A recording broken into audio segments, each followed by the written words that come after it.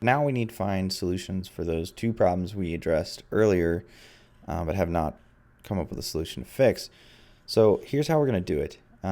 First, we'll go to our site and go to plugins,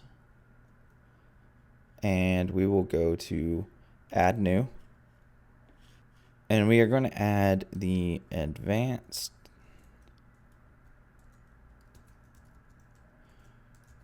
custom fields.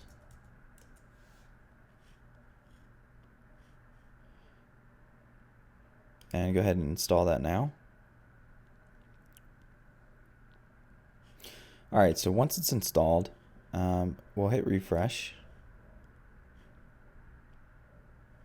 And then we'll go to plugins. And we will activate the plugin. And then we will go to custom fields. And let's go ahead and add a new custom field. And we're going to call it page template. And now if the page template is equal to default template, we will do some stuff. So let's go ahead and add one field, and we will call this our sub heading. And when we click down, it will create a field name for us. We'll go ahead and leave it as text because it's just going to be short snippets. And then we can say, is it required? Let's say no. Here we'll just add some instructions. Add your banner sub headline here. And then we are going to do one more thing here, and let's just add a character limit of 75. Just some random number. You could change it. Ideally what it would be is based on what the design can handle. So you don't want whole paragraphs of text in the design. Then you can limit the character limit. So let's close that field. And we're going to create another field. And this one we will call banner. And we're going to make this one an image. And we want to make it an image object, and we want to say full. And this one we're going to make required, because without it, the design, you can't see our navigation or our logo at the top. So it is now required. And we will close that out there. And then finally down here, we can decide whether we want to have certain other fields that are default added to a page editor when you're creating a new page. So we'll just go ahead and leave them all for now. And one other thing we want to do is go ahead and make the extra fields high after title. So they'll appear right at the top, right below the title. And we'll go ahead and save that, or publish it rather. And now that we've done that, we'll go back to pages, go to the about page, hit edit.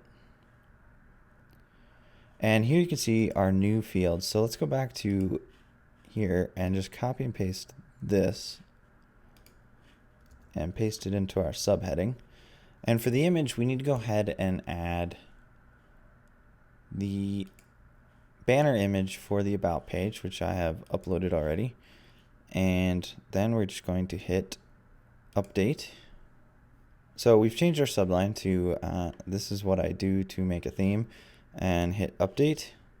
And now go back to our site and hit refresh, and nothing changed. And that's what we would expect because we haven't written the code to tie in those new fields.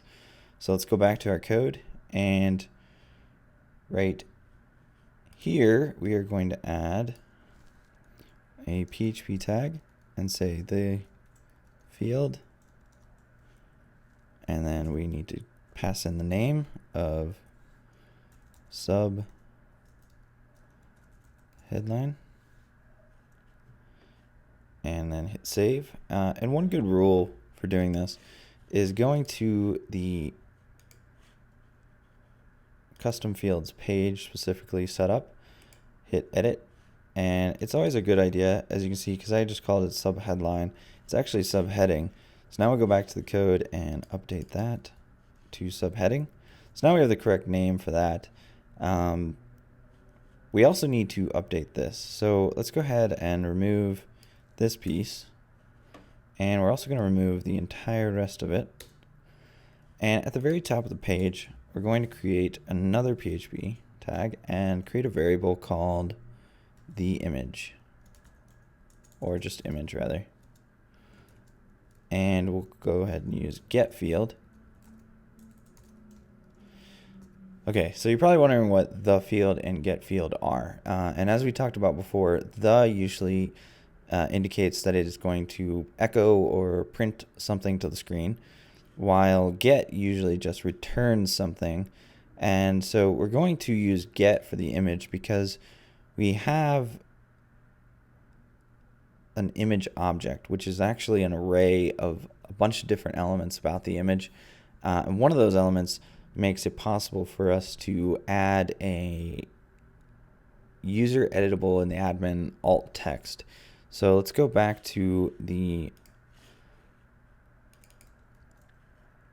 custom fields and copy the banner, and then go back to the code and we'll say get field. One other important point about get field and the field is that these are advanced custom fields built-in functions for that plugin. They actually are not part of the WordPress core functions. These are things that are added by the plugin to allow you to be able to add different things that have been uploaded from custom fields. So now that we have this, and this is the banner, we are going to do it like this. So let's take a second to look at the advanced custom fields documentation, and let's go down to the different types of fields we can add, and let's find image. And as you can see here, we're pretty much just following the documentation. So this is exactly what we need for the image URL. And let's go back to the code and paste that in. We don't need double PHP tags. And let's go ahead and hit save. And now when we go back to our site and hit refresh, our theme now is pulling in these pieces from the admin. So these are now user updatable. As always, thank you for watching. If you like the video, please hit the like button. If you have a question, please leave a comment. And if you want to see more of my videos, please hit subscribe.